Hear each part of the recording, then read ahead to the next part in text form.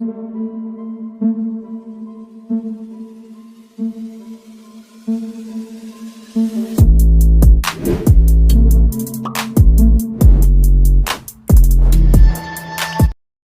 दोस्तों, scary story official में आप सबका स्वागत है।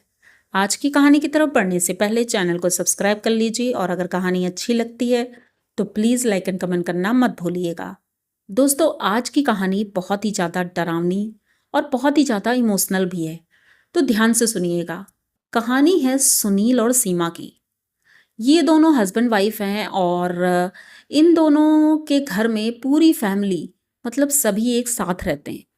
पर एक बहुत बड़ी प्रॉब्लम है क्योंकि इनकी फैमिली में किसी को लड़के नहीं हुए। तो अब सारा दारोमदार इन दोनों पर ही है क्योंकि इनके जो बड़े भैया हैं उनके तो बच्चे ही नहीं हैं और बाकी इनके चाचा और बाकी सभी लोगों के सिर्फ लड़कियां ही हुई हैं। यानी कि अब आगे का वंश कैसे चलेगा इस बात की चिंता इनके बड़े बुजुर्गों को बहुत ज़्यादा थी। तब सीमा के ऊपर इतनी रिस्पॉन्सिबिलिटी थी कि अब इसे लड़का ही पैदा करना है। ये बहुत ही ज़्यादा टेंशन में थी जिस दिन से शादी के बाद इसे पता चला था। लेकिन अब फ़िलहाल जब से ये प्रेग्नेंट हुई है तब से कुछ ज़्यादा ही टेंशन में रहती है कि कहीं अगर लड़की हो गई तो घर वाले तो उसको वैसे ही जीने नहीं देंगे। धीरे-धीरे दिन बढ़ते गए। सुनील वैसे तो सीमा को बहुत प्यार करता था, लेकिन उसे भी ये लगता था कि अगर एक लड़का हो जाएगा तो अच्छा रहेगा। अब धीरे-धीरे दिन बीतते गए और 5 महीने हो गए थे। 5 महीने हो गए, उसके बाद इन्होंने सोचा कि हॉस्पिटल में एक बार चेकअप करा लेते हैं कि आखिर क्या है। सीमा ने लाख मना किया लेकिन सुनील उसे लेकर के क्लिनिक में गया। वो क्लिनिक इनके दोस्त का था और दोस्त से साठ-गांठ करके इन्होंने पता किया कि आखिर सीमा के गर्भ में लड़का है या लड़की। अब ये बात तो पता चल गई कि गर्भ में लड़की है और जैसे ही ये पता चलता है सीमा का तो रो रो कर बुरा हाल था कि घर वालों को जब पता चलेगा तो क्या होगा। अब वो कहता है सुनील कि इसका गर्भपात करवा देते हैं, लेकिन सीमा कह रही थी मैं अपनी बच्ची को पैदा करना चाहती हूँ और चाहती हूँ कि ये मेरे साथ ही रहे। लेकिन सुनील का मन नहीं था। सुनील अपने घर वालों के खिलाफ नहीं जाना चाहता था। बहुत मनाता है लेकिन सीमा नहीं मानती है तो दोनों घर आते हैं। एक रात अचानक से सीमा की तबीयत खराब होती है और वो बेहोश हो जाती है। इसी बहाने से सुनील उसे उस क्लिनिक में ले जाता है और 5 महीने, जो कि बहुत ही रिस्की होता है कि किसी महिला के लिए 5 महीने में अबॉर्शन करवाना बहुत रिस्की होता है।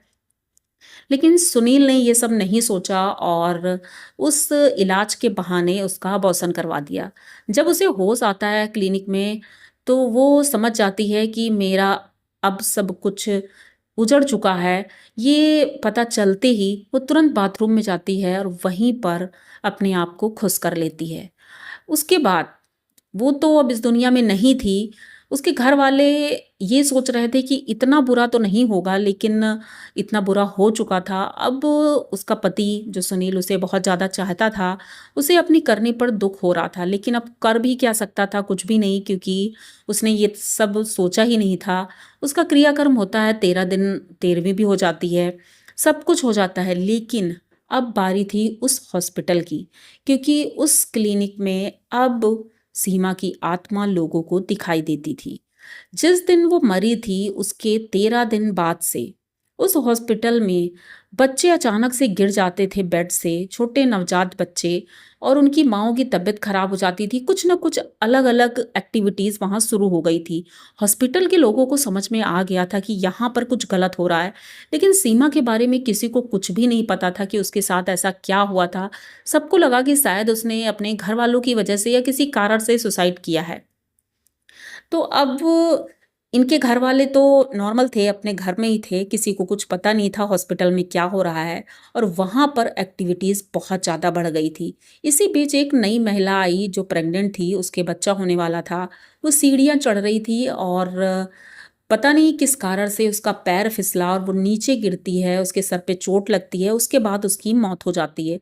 उस औरत की मौत के बाद से वहाँ के लोगों को 100% ये विश्वास हो गया कि कुछ ना कुछ तो इस हॉस्पिटल में है, क्योंकि रात में किसी न किसी की आत्मा और एक बच्चे के रोने की आत्मा लोगों को सुनाई देती थी।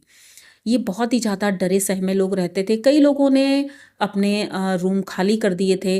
बहुत कम पेशेंट वहाँ आने लगे थे, जिसको पता चलता था वो नहीं आता था। तो एक दिन एक वहाँ का कंपाउंडर था, वो जानता था ओझा बाबा को, तो वो ओझा बाबा को लेकर आता है और ओझा बाबा जैसे ही हॉस्पिटल में आते हैं तो वो देख लेते हैं कि सीमा वहाँ खड़ी है, मतलब एक महिला वहाँ खड़ी है। उसे देखते ही वो समझ जाते हैं कि यही वो आत्मा है जो लोगों को परेशान कर रही है। अब ये उसे अपने काबू में लेना चाहते थे, उससे पूछना चाहते थे, लेकिन वो किसी तरह काबू में नहीं आ रही थी। तभी जो सुनील का दोस्त था जिसने ये सब कुछ करवाया था, वो वहाँ से गुजर रहा था। अचानक से उसकी आंखें चढ़ जाती हैं, सफ़ेद हो जाती हैं एकदम से, और वो चिल्लाना शुरू कर देता है। वो चिल्ला रहा था और बोलता है, मेरा नाम सीमा है और मैं यहाँ प्रेग्नेंट थी और आई थी, और मेरे पति ने और उसके दोस्त ने मिल करके मेरा ऑपरेशन करवाया और इस चीज़ का बदला मैं उनसे लेकर रहूँगी। ये बात जैसे ही वहाँ खड़े लगभग 100 लोगों ने सुनी थी, और उन लोगों ने सुन करके एकदम से चिल्लाना शुरू किया कि ये भूत है, भूत है। अब वो आदमी वो खड़ा रहता है, अपनी आंखें ऐसे चढ़ी हुई थी, चिल्ला रहा था, और उसी बीच में बगल से एक नर्स निकलती है अपनी ट्रे लेकर के। उसमें से वो सर्जरी वाला चाकू उठाता है और अपने गले में घोंप लेता है।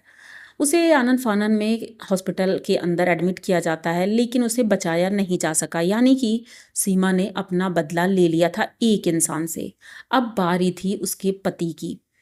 अब उसका पति और उसकी पूरी फैमिली, उसने कहा था कि मेरी पूरी फैमिली और मेरा पति वो पूरी तरह से जिम्मेदार हैं, लेकिन हॉस्पिटल के लोगों को समझ में आ गया था कि अब यहाँ पर कुछ और ज़्यादा गड़बड़ ना हो, इसलिए पुलिस को बुलाना होगा। पुलिस आती है, पुलिस के सामने ही सब कुछ बयान ओझा बाबा और वहाँ के लोगों ने दिया। और उसके बाद जब पुलिस वाले उनके घर पहुँचते हैं तो सुनील भी एक्सेप्ट कर लेता है कि हाँ, उसकी गलती थी।